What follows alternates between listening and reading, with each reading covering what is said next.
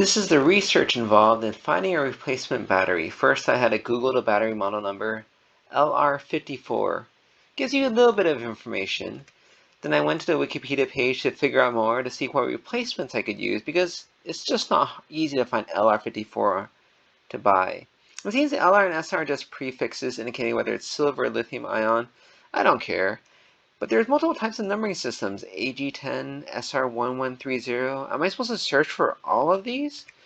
And then there's the actual trouble of getting it. The big box stores like Target, Walmart didn't carry it.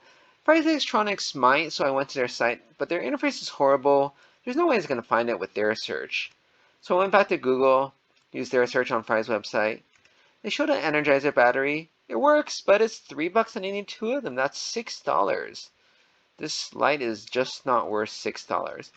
But with persistence, I found another one, $2.59 for three, less than a third the cost. Good, I need two anyways. If you order online on Amazon, it'll be $4 to $5 a battery. This is a good deal. Then I biked to Fry's, I got the battery, and here's the video.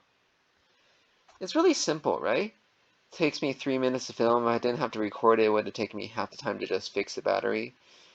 But the time to gather information, to find out where to get the battery, to find it so the battery's not super expensive, takes me over an hour easily.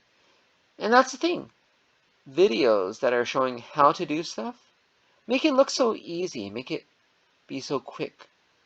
Real life is just not that way, because preparation takes up most of your time.